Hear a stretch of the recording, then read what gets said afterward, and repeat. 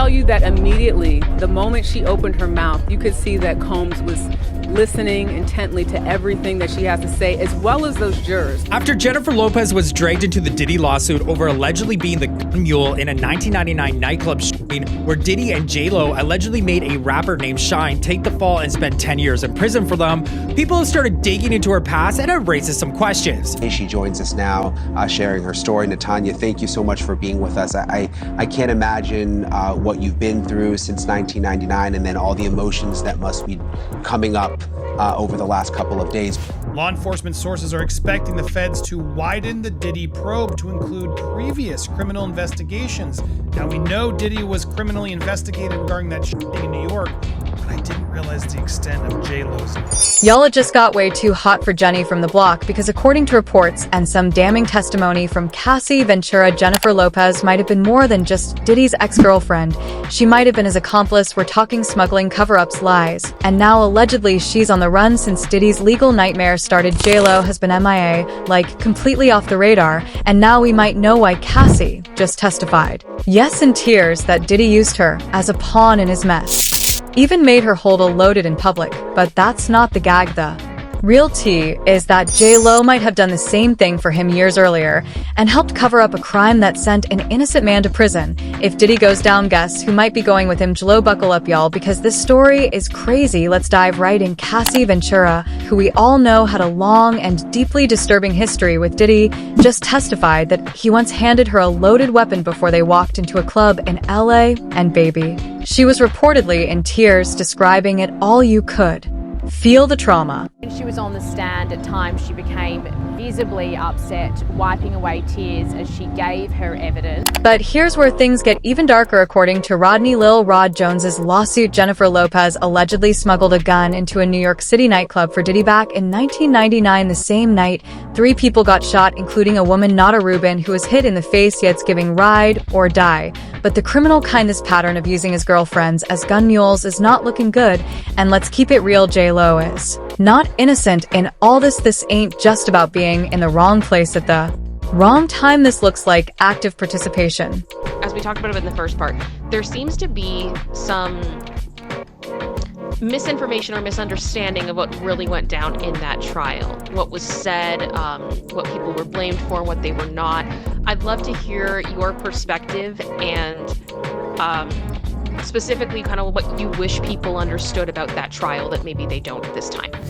I mean, even from the very day that the took place, because if you notice their mugshots, only Shine truly has a mugshot. Puffy and J-Lo, Puffy's in front of a concrete wall, J-Lo is in front of a bulletin board in some old t-shirts. Now, I want everyone to think that was the night of the shooting. You don't think at Christmas time, Puffy and J-Lo went out in some old raggedy t-shirts, right? No, there was already an agenda afoot to conceal what they had on, to try to sway the minds of people, to throw your memory off, but they couldn't throw my memory off. And let's not forget Diddy's own driver testified that J-Lo named Shine Barrow as the shoot that night. And if that's true, then not only did she carry the weapon, but she allegedly helped Diddy frame Shine, who ended up serving serious time for something he may not have even done. Now, for those who don't know, Shine has spoken out for years saying Diddy is not his friend and that he was set up, and guess what former bad boy security had gone deal claimed. Diddy once said he hated Shine, so this framing thing, it's not out of the realm of possibility. Real talk, but I gotta ask you, right? I seen a trailer for a Shine documentary that you did. How did that come about, you being in that documentary? Well, I was there doing that whole trial with Shine and Puff. Puff said, I hate that motherfucker. Now, we already know Shine got done real dirty, but it gets worse. Diddy allegedly handpicked the people who testified in that 1999 trial. Word on the street is he didn't just let the legal system play out, he allegedly stacked the deck. And here's the kicker, J-Lo wasn't on it. According to multiple insiders, Diddy and J-Lo worked behind the scenes to bury Shine, training witnesses to say what they needed to say, and get this, allegedly even bribing members of the jury. Everybody that was there, I know this young lady said Puff did the shooting. What I was told by Wolf himself And he spoke very little about it because he had mad love for Sean. Diddy and J-Lo walked out free like nothing ever happened. Of course, Diddy dumped J-Lo shortly after, like she was just a pawn in the game. But let's be real, they both got what they wanted, freedom. I don't know if he was present with that, but I know he had been hanging around with him in London, in Paris, different places. Now y'all might be sitting here like, wait a minute, why didn't J-Lo testify during all this mess? Wasn't she right there when the shooting happened?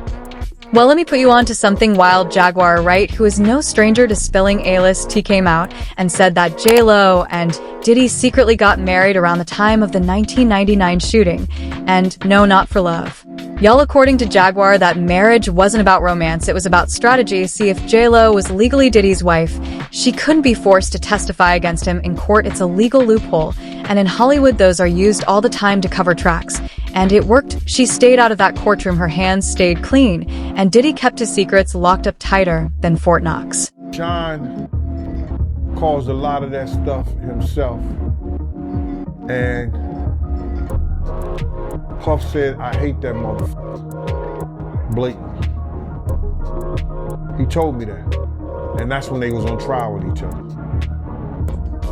You never told me about that, man. You see how Flex, he came out calling Sean a liar? Well, I think Funkmaster Flex has every right to say what he said because he know a little bit more than most. Now, we can't confirm the marriage on paper, but according to Jaguar, that ceremony did happen. Reports even say that J-Lo attended some of Diddy's infamous freak-off parties, and one lawsuit even alleges that a major female celebrity watched while a 13-year-old was forced into at one of these events. Now, look, we're not saying that celeb was J-Lo, but the streets are talking, and with J-Lo's name now floating in court docs, lawsuits, and even past witness statements, the connections are getting real hard to ignore. But here's the thing.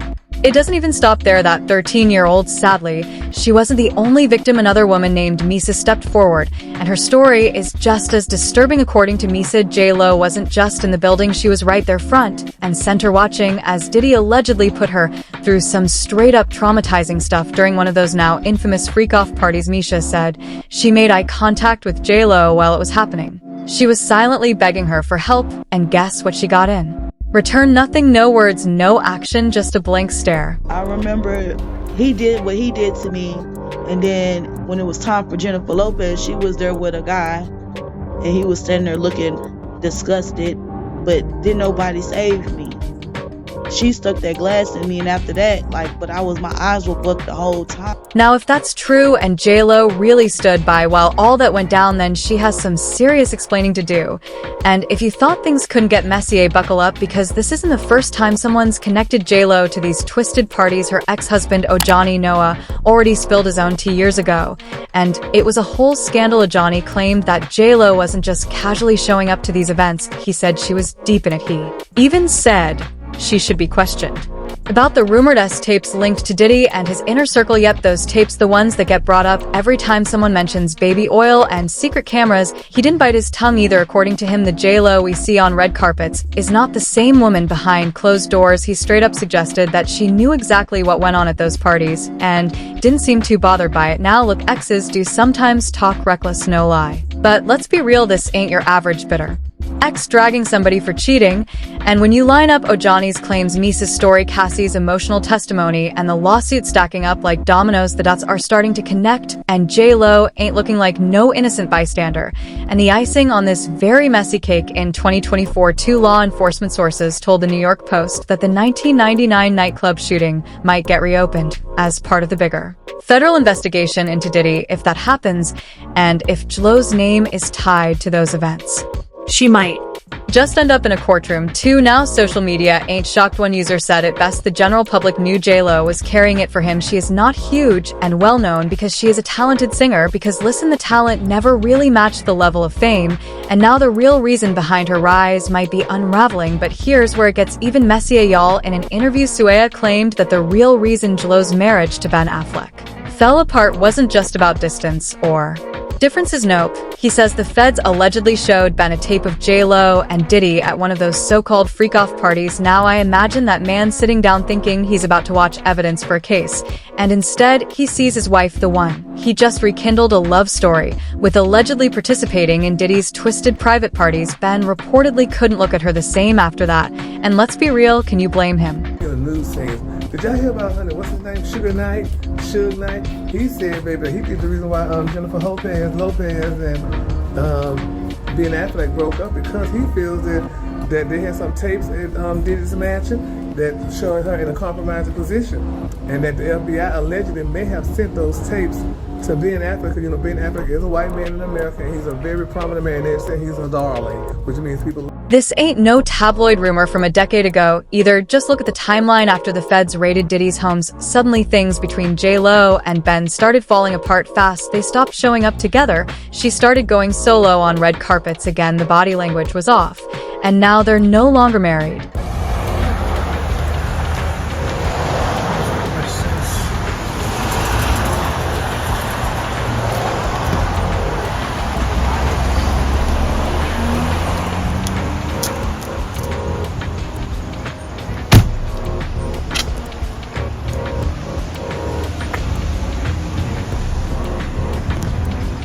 J-Lo might have been playing quiet and classy for the media all these years, but these court documents are painting a very different picture. If these allegations are even halfway true, then this ain't no rom-com, this is turning into a crime. And now, speaking of courtroom drama, Cassie has been going off on Diddy, and with everything she's been exposing, it's honestly no surprise that J-Lo has allegedly dipped out of sight. Like, where is she even hiding? 'Cause Cassie's testimony, who it's been getting darker by the day. She said Mr. Combs basically wanted to own her life, allegedly paying for everything, her house, her cars, her phone, and would take it all away just to punish her total control. She testified control was everything from the way that I looked to what I was working on, but then that control turned violent. And I'm talking real violent. Cassie broke down in court saying Diddy would her head knock her over, drag her, and kick her. She described swollen lips, black eyes, and literal knots on her forehead. Then prosecutors got into the freak-offs, and that's when it went from disturbing to just plain horrifying. Cassie testified that Diddy introduced her to these twisted parties during the first year of their relationship. He would allegedly hire male escorts and strippers to have sex with her while he watched. And y'all, these weren't just one-time things. Some of these events lasted up to 4 days. She said they were so exhausting, she needed a recovery period from uses of drugs and the physical exhaustion of the activities at work. She said she started doing it to make Diddy happy, but instead it humiliated her. She broke down on the stand saying, "I felt pretty horrible about myself. It made me feel worthless to even get through it."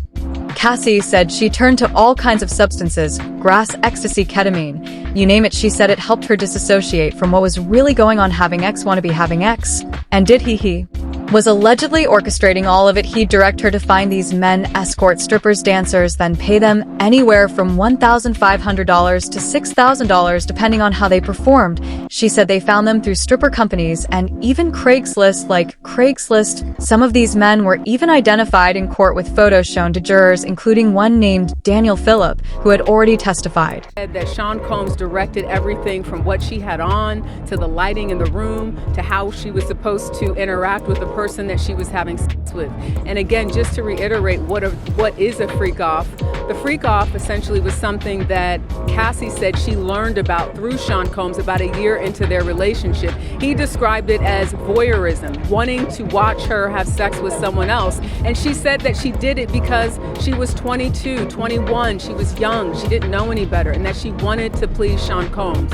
And at some point in time, she actually had said that she looked forward to the freak-offs. Why did Cassie express looking forward to these said freak-offs? When the prosecution asked her, was there ever a time that you enjoyed the freak-offs? This is when Cassie got choked up, and she said, I did, but only because I got to spend one-on-one time with Combs. Now here's where things circle right back to J-Lo. You cannot tell me she didn't know about this pattern. I mean, she dated Diddy first. She was right there during his prime chaos years. So this dark side of him, it wasn't new to her. And word on the street is that's why she's real scared of being called to the stand. Allegedly, she's been trying to avoid that subpoena like it's the plague. Some even say she fled to a country with no extradition treaty just in case this thing blows up and drags her in too. Because guys, let's be real, with the mounting evidence against Diddy, it's looking more and more like he's going down.